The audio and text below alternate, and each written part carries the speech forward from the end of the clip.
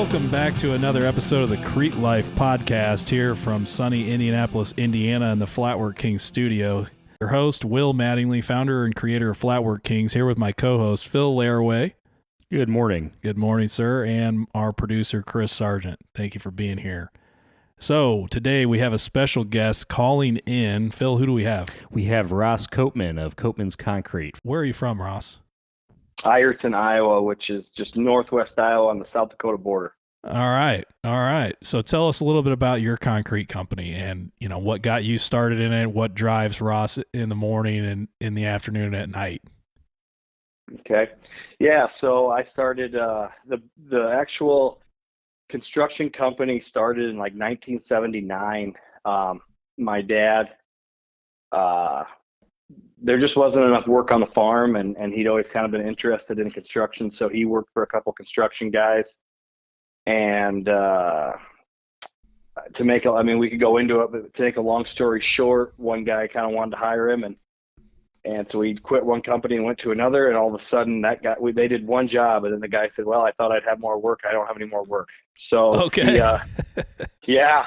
So he knew, obviously, agriculture is what drives where we live 1,000%. Okay. So he came from a farm, pretty good farm background as far as family. He's one of 10 kids, so kind of a last name that's known around here just because of how big the family is. So there's a lot of guys who said, well, I got this to build. You come out and build. And it was like a hog lean-to shed. And he's like, okay, I'll come build that. And he built that and went on to the next thing and the next thing. And I don't know, I got a picture of him here in our office it was his first truck. But yeah, after probably 5 years, he kind of had a concrete crew and a building crew. And then I don't know how many years it was, he noticed concrete was making him a little more money. So it went to Koopmans Concrete instead of Koopmans Construction.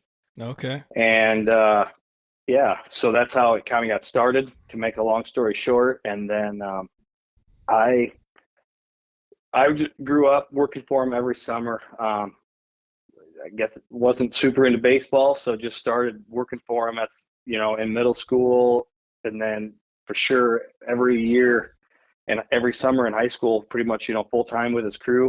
So if you were on break, if you weren't in school, you were at work, you were in the field. Pretty much, yeah, pretty much. That's relatable. I think that's relatable for a lot of second generation people. You're second generation, correct? Right. So right, Grandpa exactly. wasn't a concrete guy, but no. So tell us, what launched you into it full time? Did you go to college after high school? Yeah. So I went, and I honestly did not know what I wanted to do. There was, I think every dad, maybe that does concrete says, I don't know if I want this for my kid or for my boy. Yeah. Where I think, but at that time especially, obviously, now I think things are changing. That's kind of a different topic, but so just always after high school, I was kind of lost as far as what I wanted to do, but knew that was an option. Mm-hmm. Went to college, just kind of got my generals done, was going to keep going at a 4-year school, but still I kind of just stuck. Like, I don't know what I want to do. And like you said, I was never a school buff. Like, mm-hmm. And so he actually had lost 2 foremen when I finished community college where I was at. And when I started that summer, I was kind of the foreman under him. Okay. And it was, and I can make I didn't really want to go back to college. So I kind of always tell people, well, he lost 2 foremen, so I'm going to stick around. And I wouldn't have had to. Obviously, he had things under control, but I stuck around, and that's kind of when things started. Yeah. So kind of trial by fire. So now you're involved in the business, and you're kind of working with Pops there for a while at this point in the story, right? Yeah. Just one of the guys, basically. Obviously had probably the most experience out of anybody on the crew at that time. He had gone from, 15-man crews down to, there was like 4 or 5 of us at that time. Okay. But it kind of always fluctuated. He is a very conservative guy, and then always kind of in control. And I think you understand that he had his hands on everything. Yeah. That So it wasn't familiar. like he was going to get in, the reason he could get up to 15 guys is because, big agricultural projects take a lot of labor. So, but just one of the guys for like, I don't know, 4 years, I never even had any ownership whatsoever. Yeah. 4 or 5 years. So you started to kind of, now you said, these big agricultural jobs take a lot of manpower. And I know that the years you and I have been talking, it's been a lot of conversation about, hey, I think I'm making this investment in this piece of machinery or that. And eventually, I know you took ownership or some ownership of the company. Is that correct? Yeah. Tell us a little bit about that. I mean, we don't have to go too far down that path, but I think it'd be insightful for people to hear. I think after about 4 or 5 years, they realized, that's probably what Ross is going to do, and to keep me interested and keep me pushing things. I think they decided that was the best option so we incorporated. Yes. Went from and I bought shares. Okay. So I think at first I was like 10% owner, and then it went to 15. I think because I was probably complaining a little bit or something that I wanted more. I don't know. and then it was that way for quite a while. Okay. So you've kind of jumped into larger projects, since in the time I've known you.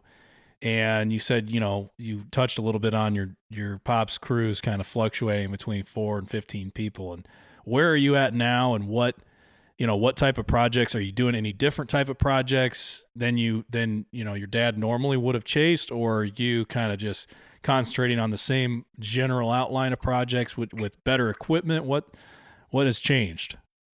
Right. So, I would say we are actually we're kind of the same. We are still doing the same type of projects. Obviously things have changed over the years of what people do, but we're doing the same type of projects.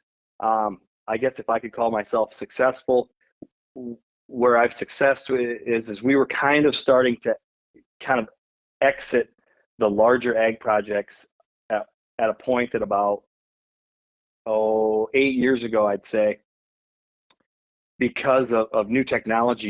We do, there might be just an agricultural slab of concrete that is 40,000 square feet. It's like we do, he was known for doing things, I would say, very correctly. Subgrade is right on the money. It's compacted well. Everything looks nice and neat. And you can't grade 40,000 square feet of subgrade by hand with a screed board. And so it was just kind of, and so all of a sudden, the first thing that I did was just to try to pave my own way a little bit, to make myself feel a little better. I just really started kind of looking into the tech stuff of it. And we bought a used Bobcat laser grader, single mast. And there was one project where it was 40,000 square feet of silage pit floor for a cattle feedlot. And it was like, I really want to go after this project. And it's like, this is not doable with the way that we do things.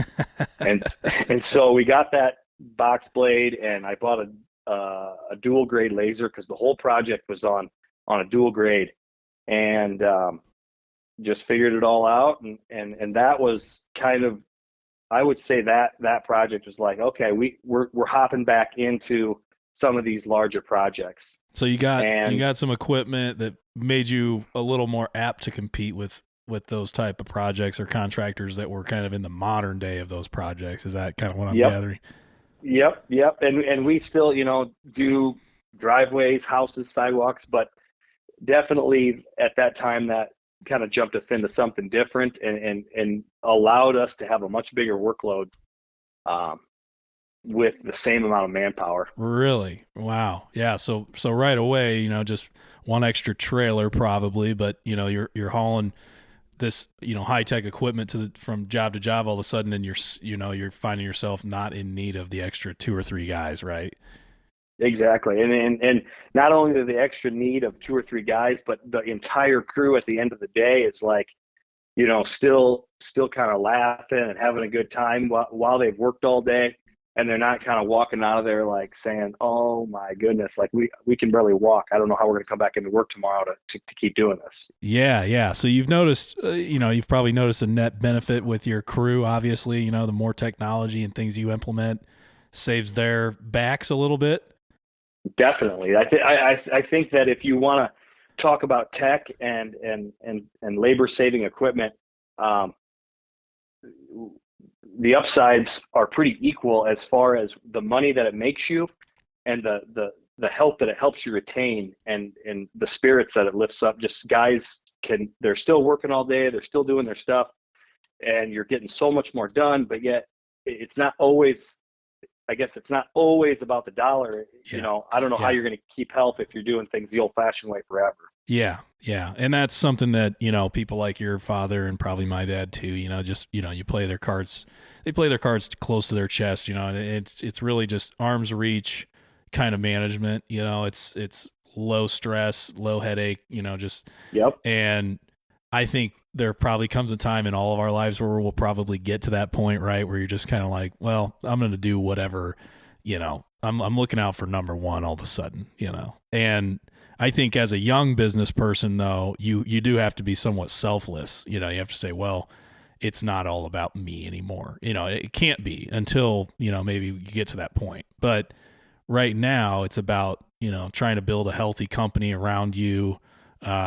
Whether that's with morale boosters, like getting equipment, obviously that's a big morale boost. Everybody's all smiles, when something new pulls in like that. And now, is this like a 3D system? Is that what I'm gathering from you? Now, I'm not privy to all these, laser systems, GPS systems. Are you guys utilizing GPS or is it laser? So at that time it was laser. It was a single mast receiver box blade. And I got to admit, I'm probably not even I know I'm not even the highest on tech around here now, just because of large agricultural stuff. I mean, I know I've seen my competition post stuff on Flatwork Kings and stuff like that, and I know them well, but at that time it wasn't. So since then, that's kind of what I threw myself into. Is like, okay, I'm going to try to run with this a little bit. Okay. And so I went out and we run Bobcat equipment. And so I went out and bought their newer grader. After that, a couple of years after that, I bought that grader. And then really kind of did my research on, okay, eventually can this thing go 3D, and made sure I knew that. And then 2 years ago, took that grader and went 3D with that. And that runs off of a total station. Okay. So GPS, you can't, if you have any trees interference or inside, you can't run any GPS. So GPS isn't really a concrete guy's friend anymore.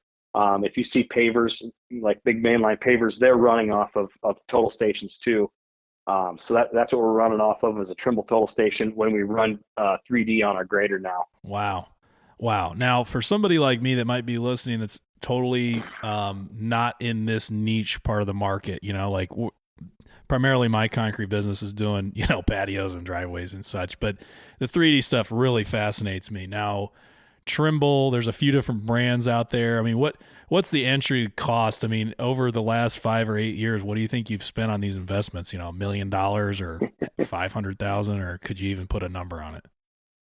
Oh, I can definitely put a number on it. Yeah, you probably don't forget that very quickly, do you? With the, when you put, and then I have a Somero laser screed that I actually don't have 3D on. Okay. For a couple different reasons. Does that lay the concrete? Number one would be cost. So go ahead. The Somero, does that lay the concrete and screed it? I mean, I know they make different styles of, they have a power rake and they have the screed. Does that do both? Does that? So basically, we run an S485, which is like their smallest ride-on screed. So we're not walking behind it, but it's not a boom screed either. We're riding on it. So that's a laser. That's a laser system. Yep, that's just a laser system. It can go 3D off the Trimble. Somero likes to charge a lot for their for their software. So I haven't really jumped into that yet. Okay. So But most yeah, of the floors you're pouring are, one plane or just level, just flat level. With the laser screed. Yeah. And then I do a lot of paving, like just parking lots, and then obviously agricultural stuff that sometimes is 3D. Okay. And we're going with like a truss screed or an A-frame screed, whatever you want to call it, to screed that concrete as of yet. There's a lot of guys who are running the 3D on their screeds though. Now, are you the only one that operates the equipment, or what is it like to train the employees on those new technologies? I to be perfectly honest, that's probably where I'm at it. So you're at that point right now. You're kind of at that fork in the road. Definitely. When this all came about, my dad ran a really good business, and so that was something that I took under my wing. Okay. Is the technology part of it. And now I'm still running the tech, or a lot of it, but yeah, I'm running the company because I have 100% ownership now. Okay. So I'd say definitely I'm a company that has 10 guys, runs pretty nice equipment.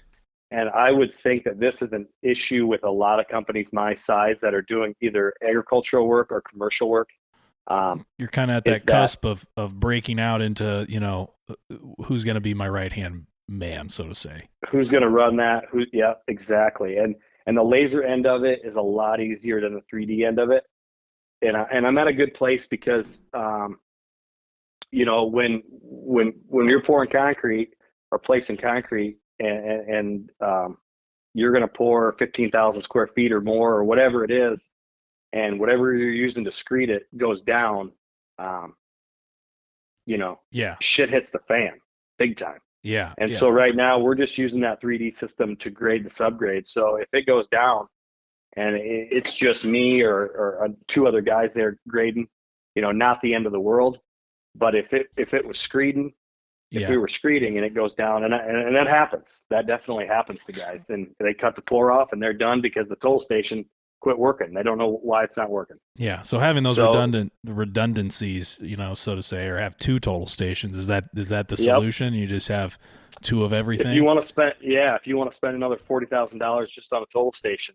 Wow. But it just sounds like, you get to a point where you might be that comfortable and you make that jump, just like you did the first time. Exactly. Right? So just. Yeah. Or I drove by a mainline paving company in a bigger city around here the other day, and they were paving a road and we were on the other side, and I counted them, and I think they had like 9 total stations set up because the paver had to go from one to the next to the next to the next, so they had, they probably had $500,000 just in total stations sitting there. Yeah. So obviously with that kind of overhead or that kind of cost, you want a good flow of work coming in. And tell us a little bit about how Koopmans Concrete, gets its jobs. Is it mostly word of mouth, or what is it like in the ag community that you're in? Or, is it networks with, big farms, or is it, how do your residential projects look? Tell us a little bit about kind of what your strategy is for new business. Yeah. So I guess a lot of our business comes from the 40 odd years in business. Yeah. And so you got a little bit of that working for you for sure. Yep. And then me being part of the business for 15 years now, my name has really gone with that. Okay. I've been on pretty much every job site. So when things switched over from my dad kind of having the final word to me having the final word, it wasn't, I didn't know if there would be, but to me, it doesn't seem like there's been much of a glitch in the system.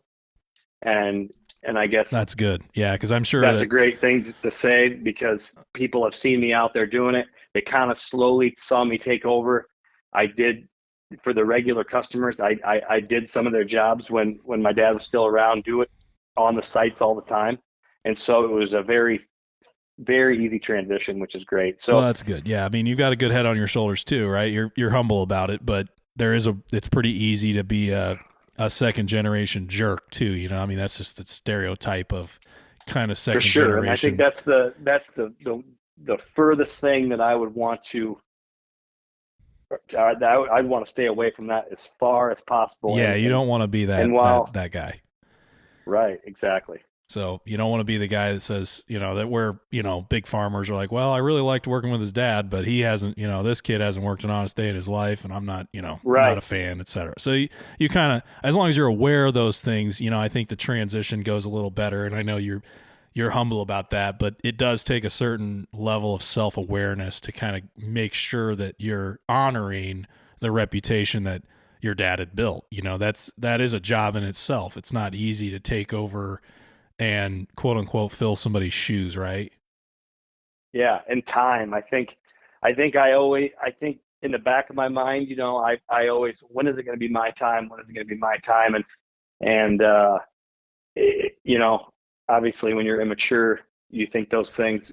Yeah. And it was actually Mark Chavez once who told me, no, your time will come. Trust me. You just sit there and be patient. And it actually came a lot quicker after that than I thought it was going to due to some circumstances. But that's it. You did the right a while thing back.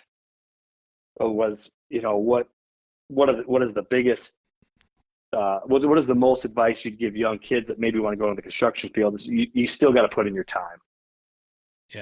Yeah. I mean, you really, you have to pay your dues. You gotta just be there ready. It's just like the next man up kind of thing. I mean, the NFL, right. A lot of this business can go back to sports. Brett McDonough of I-80, he's kind of an inspirational life coach kind of guy, and he talks a lot about it. I mean, a lot of this transcends into sports and how, if you're coachable, you're a team player, a lot of those things. I mean, you could succeed in just about anything in life, but it seems like a lot of the concrete business is tough like that. It's easy to be upset by things and, take this stuff too seriously. But at the end of the day, you got a family, right? How many kids do you have now, Ross? I got 3 kids and then one on the way. So. Yeah, good for you. Well, that's special. I think that's it's good to have a good balance like that. So you seem like a good business owner. You have your work life in line. How do you balance the home life with that? I'd say that's probably been one of my. I would definitely call it a struggle, or a battle. Mm-hmm. And I think that every business owner has that battle, and it's totally been balanced, and it's been work and family, and I should say it in the correct order. Obviously to me it would be family and then work, and then your whatever else makes you click. Yeah. What else makes you go, because you got to have other things in life that make you click and make you go as well, and getting enough time to do all 3 of those things, and putting the time into your family that you should, and putting the time into your business to make it successful, and having whatever Will time or Ross time or whatever time that is, you got to figure it out. And it's definitely a struggle to do balance. It's a labor of love, right? You got to love what you're doing in all 3 of those aspects. I mean, you can't, if you wake up in the morning and you're not liking what you do, I mean, it's,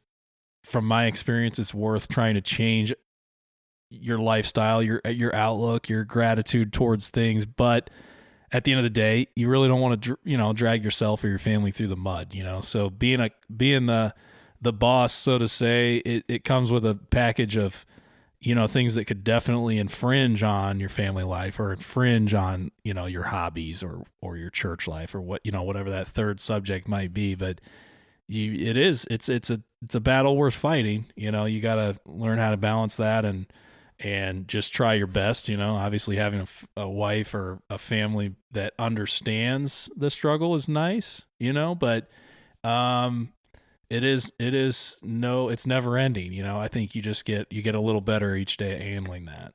But right. You should, if you don't, you're going to end up giving up one of those things eventually. Yeah.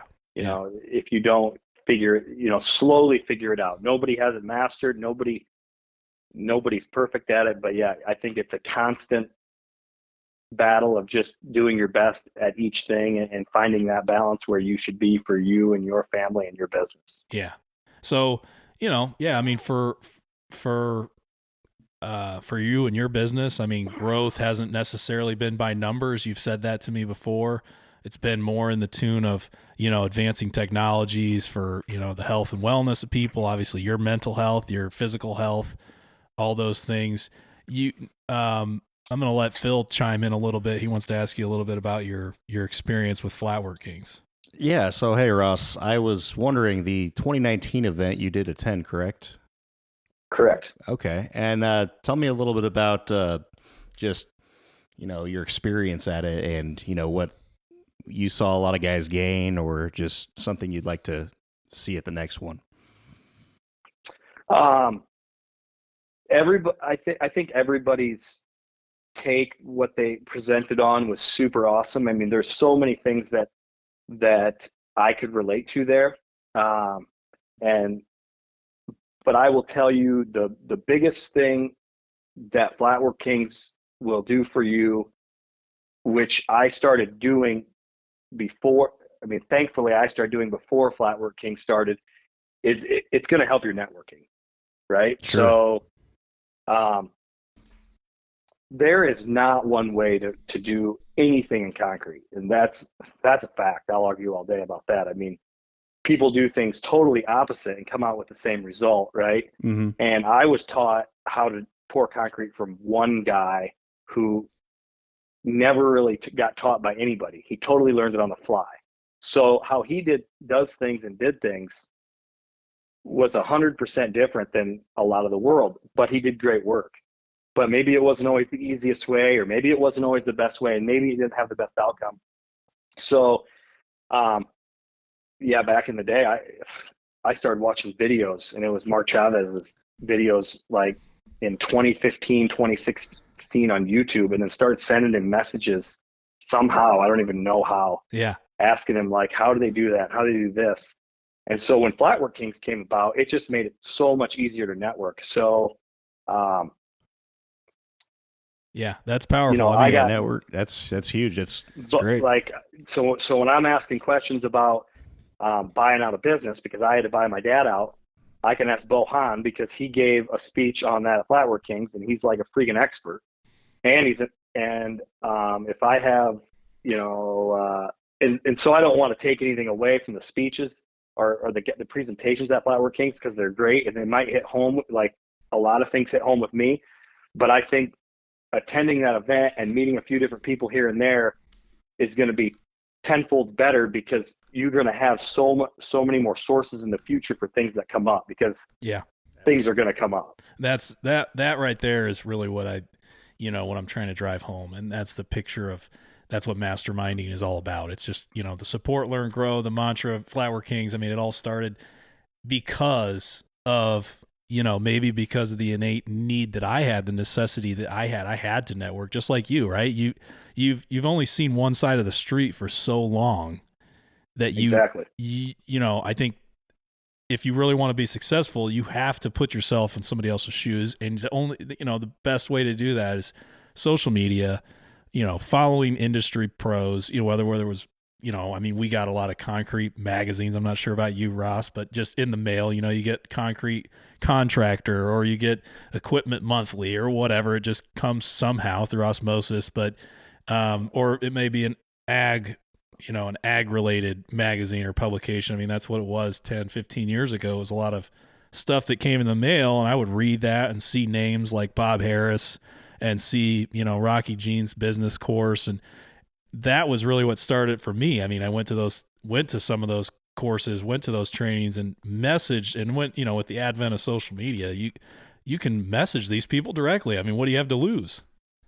Exactly. And that's where I don't think people understand that enough, that, you don't want to be the guy that's just constantly barking at somebody, but I have zero idea how, but I mean, I have numbers of guys who answer within 2 minutes and they're some of the leading names in concrete in the United States. I mean, Stevie Lloyd, Matt Popoff, Mark Chavez. It's just guys who are willing to help you out if you got a question, and they're the experts at what they do. Yeah. I mean, and then the special thing about it is, right, they're not competing against you for that, that floor or that barn or what have you. So, I mean, it's an interesting take, because obviously local help is hard to find. You're not going to go to your competitor and say, hey, how are you running your 3D system, or what's the best way to set up a laser, they're going to be like, get lost.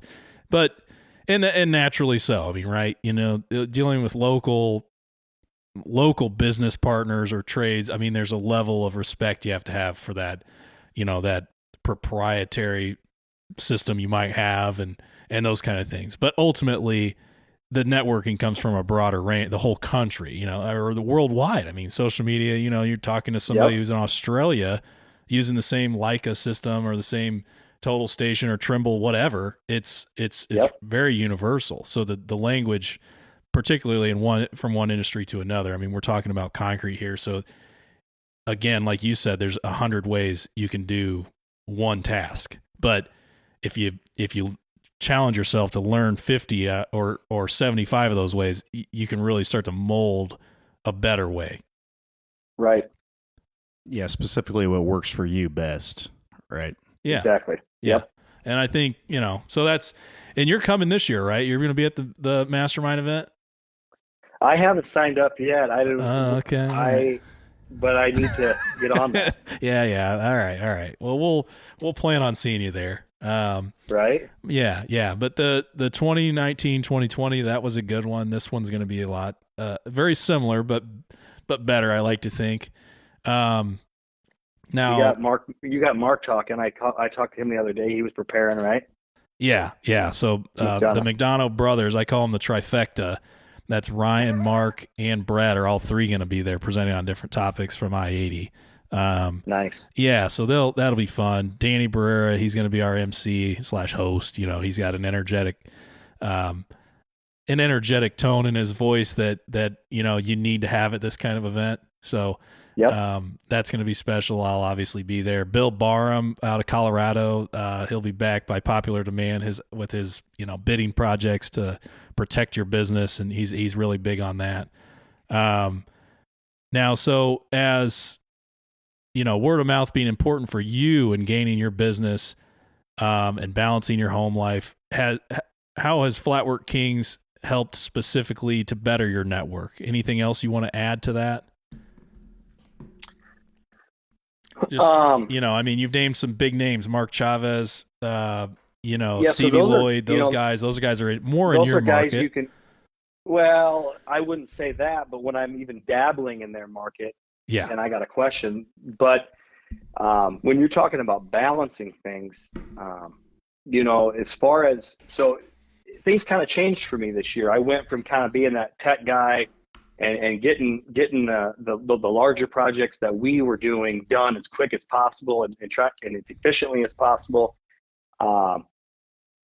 It went from that to running a business. Yeah. And so now I'm trying to, do two things at once, maybe, I guess, or just run the business and the best way I can. And so I've spent more time with talking to you and Mark in the last year or two than I have those guys, not because I've been letting that fall off, but because my challenges have changed. Yeah. So now I'm trying to put more responsibility on guys, and that was a really hard thing to do. And I mean, not that you want to talk about the things that I tell you, but I mean, be my guest. We were a company where we love to do finished floors, but we weren't really letting guys finish the floors. And all of a sudden this year, it's like, I can't stay at every finished floor. So we started having some of our best hand finishers, I'd maybe stay there for the first one, and then all of a sudden they did the next one, and then they did the next one. And all of a sudden, if it was a smaller floor this year, I didn't finish it, period. Yeah. And our floors turned out great, and it was a huge success. And that's good when you can empower your people to do that, to take control of their product. They feel a little more pride in it too. They're happy you're trusting them with that process, but it's rewarding also when you're on your side of the fence and you get to actually step away for a second and concentrate on, what's next. Right. So I got, a guy, I got some guys who can run laser grader, lasers, so I get a couple guys over laser grading a pad that we're going to pour tomorrow or the next day. And I got a crew finishing a floor, and Flatwork King, I mean, knowing you and Mark, that you guys kind of went through the whole process of delegating major responsibilities in your business in the last 5 years. You know, you two were probably my calls. It's like, guys, how did you trust guys to do that? Like, and you said it last week, or not last week, the last one I listened to about, hey, if they mess up, they mess up.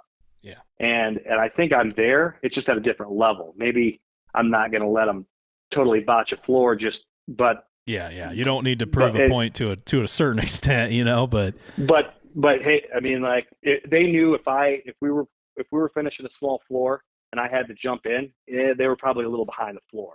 Yeah. And so, and kind of listening to you guys and helping with that process, it would have been much harder to do without saying, hey, no, that happens. Like, you just got to let them do it, and this will be your end result. This is what they're going to take from it. It's like, okay, I got to keep going. I got to keep pushing forward. Yeah. And that's a rewarding point. You know, I think everybody, like you said, I mean, numbers doesn't necessarily mean, you know, growth is objective, right? You know, growth can be spiritual, growth can be, you know, just peace of mind, growth in business can be, you know, defined in so many different ways. Where would you say your biggest growth point has been for you in the last, you know, 5 years? Has it been just, you know, kind of, how you're able to step back and kind of take a breath? It sounds like to me. I mean, what would you attribute that, you know, that one part that you think has benefited the most? Right. So, you know, I would say after the tech and me kind of proving myself to my dad in that fashion with the company, and kind of changing our level, you know, especially the gross amount of work we could do in a year. After that, now in the last, you know, 2-3 years, especially in the last year, was just to get some guys who you trust and do who you feel as if are doing the quality of work that you were doing before, just without your hands. Not there. You're not there every second of the day. And it was actually your like little post back. This was a while ago. You'd be like, do you what's going to happen? Or if you can't be there for a week, what's going to happen to your business? And those things always made me think. And then that was, you know, long before you had a child and you had to be in the, I mean, it's just ironic how that all happened to you. But those were the ones that made me think like, hey, eventually I got to get on the horse here. Somebody else has got to start finishing floors, or somebody else has got to be able to at least do this much of the tech part of it. So yeah. And that's impressive. I'm happy for you, Ross. I mean, it's been, you know, a number of years we've known each other, and I've seen you flourish through some trials and tribulations. And obviously, you know, I've been through my setup myself. And, you know, like you just said, I mean, that's a rewarding moment in business when you can, you know, delegate some things and they actually go smoothly, you know, and it doesn't always go smoothly, but it doesn't always go smoothly even if you are there, you know. So, right. You know, I don't preach a lot about people just, you know, shrugging their shoulders and turning around on a job. Obviously, you know this too. It's a process. You know, you gotta work your way out of that, and it does take time. But you know, when you get to that point, like, you know, this year I was blessed to be able to spend 3 months in the hospital, as one of our, you know, my first child was born early. But you know, taking a quarter of your year. You know, I knew I was preparing for something. I didn't know I was preparing for that, but that set me back a little bit. And I think if you asked anybody on my team, they'd probably tell you the same thing. But it's rewarding, definitely, to see some systems have your back and, you know, have processes and procedures there to kind of catch you when you get dealt cards that you didn't ask for or you can't control. And that's a big thing. And I like sharing that story, and I like hearing yours. So yeah, I mean, with that, I mean, that kind of concludes our conversation. Is there anything you want to add? I don't think so. I didn't even write anything down before this, so I know we've kind of jumped topics here, there, and everywhere, and, Yeah, no, it's and a I'm good sure we story, missed man. some stuff. But No, no, I think we hit most of the stuff. So good. Yeah, no, we'll yeah, this was good. This was a good talk, Ross, and I appreciate you sharing about your family's business and your journey through that. And I think it's valuable for other people to hear that and understand, again, that they're not alone, and there's a lot of probably second, third generation people out there. And where do we point people to right now? I mean, are you on social media as Koopmans Concrete? That's Koopmans. yep. So I've got like Instagram for Koopmans Concrete Okay.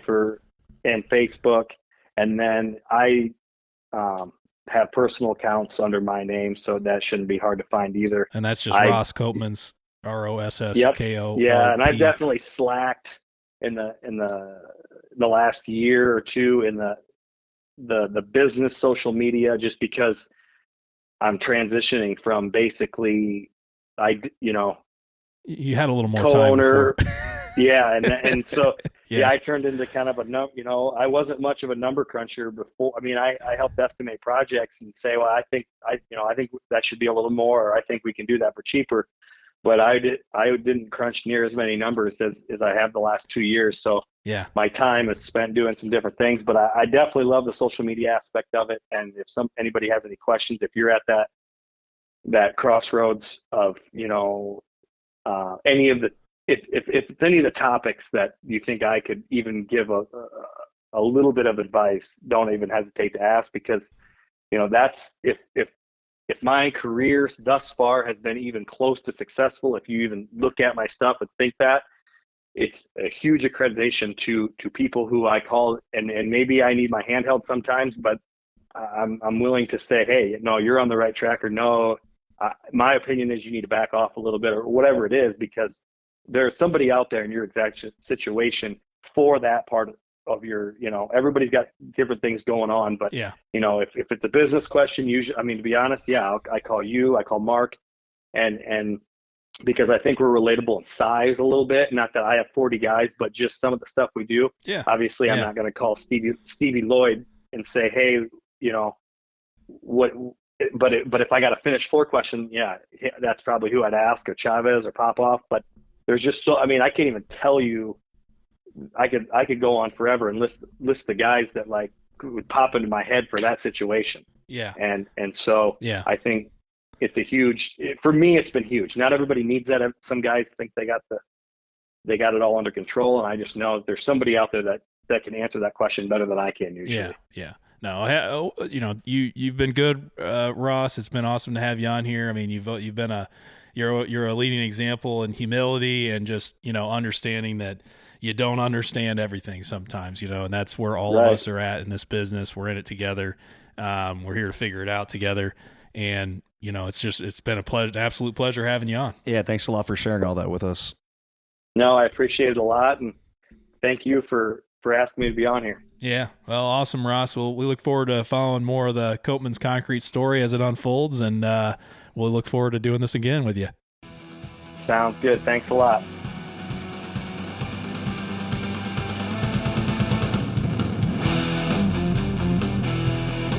Thanks for tuning in to the Flatwork Kings podcast, where support, learn, and grow are mainstays of our mission.